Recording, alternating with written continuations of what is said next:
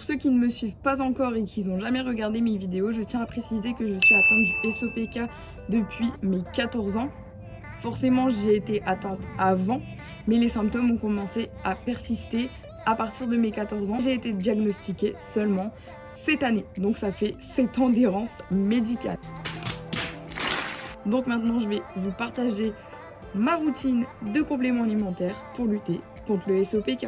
Salut tout le monde, j'espère que vous allez bien. Aujourd'hui, je vous fais une petite vidéo pour vous donner ma routine personnelle de compléments alimentaires pour lutter contre le SOPK. Il faut savoir que je ne prends pas ça n'importe comment.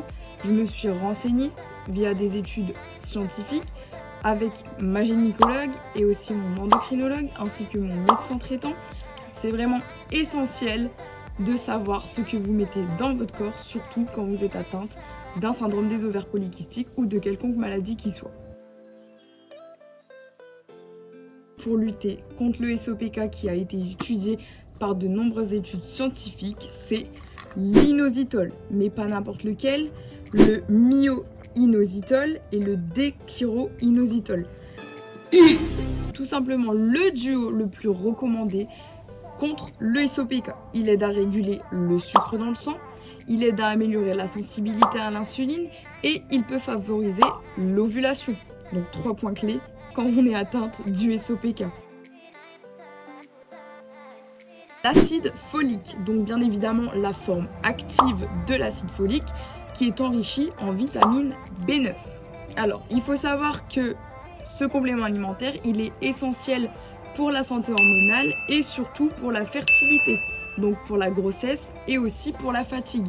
Parce qu'il faut savoir, quand on est atteinte de SOPK, on a souvent une fatigue qui est chronique et persistante. Il soutient la régulation aussi des cycles. Et il faut savoir que ce complément alimentaire-là, il permet de faire encore mieux fonctionner l'inositol qu'on a pris juste avant. Il fonctionne en synergie, donc autant les prendre tous les deux.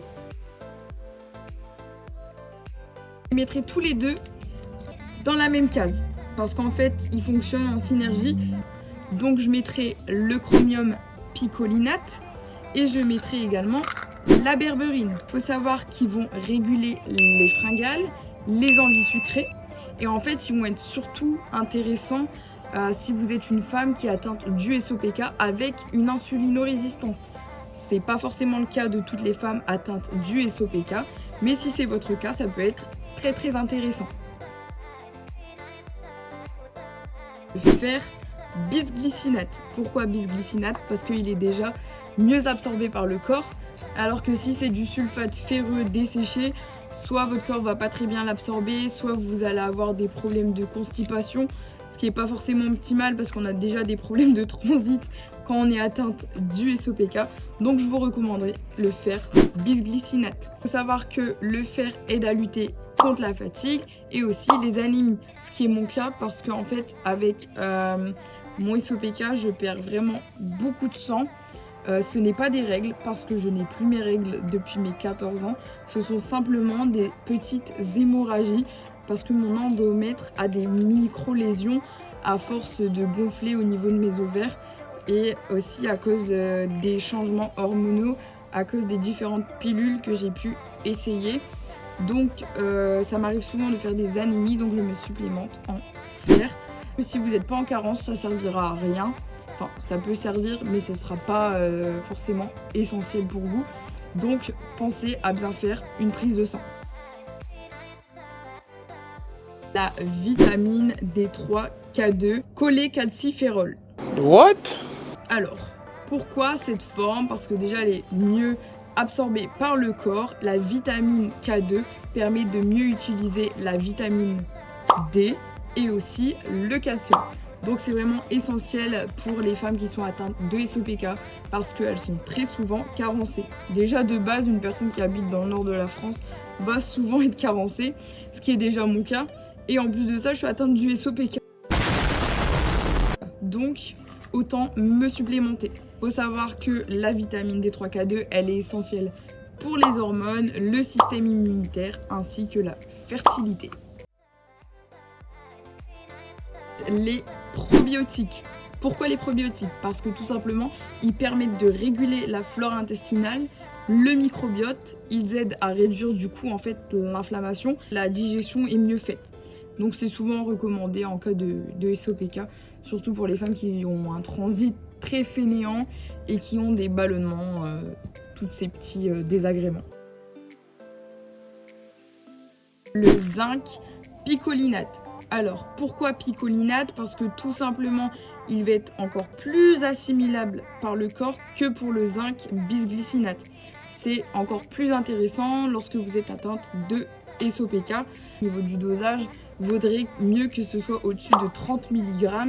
Moi, j'en prends 50 mg par jour du coup. Il faut savoir que ça aide à réguler les hormones, ça soutient la fertilité, mais surtout, ça réduit l'acné. Oh my god! Wow! Je vous jure, au début de mon SOPK, ma tête, elle était pleine de boutons. J'en avais là, sur le front, un peu là, sur les tempes, le nez, j'avais plein de points noirs. Et le dos, je vous laisse même pas imaginer, et je veux même pas vous montrer de photos. Le dos, c'était un carnage, mais vraiment, c'était limite comme un mec qui prend des produits dopants, ok? Et il agit aussi sur l'équilibre du sucre dans le sang, donc encore une fois, très intéressant pour les femmes qui sont atteintes d'insulino-résistance. Le CoQ10, le coenzyme Q10, qui soutient en fait la production d'énergie contenue dans vos cellules. En fait, tout ça, ça va améliorer la qualité des ovocytes, donc forcément favoriser la fertilité, et ça réduit aussi le stress oxydatif qui est très souvent présent lorsqu'on est atteinte de SOPK.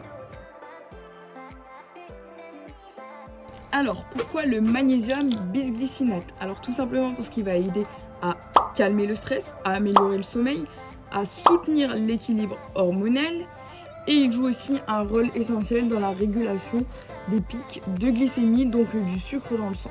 Il est parfait pour les femmes qui sont atteintes du SOPK lié au stress ou à la fatigue. Donc voilà, je vous ai partagé ma petite routine personnelle de compléments alimentaires que je prends tous les jours dans le cadre de mon SOPK.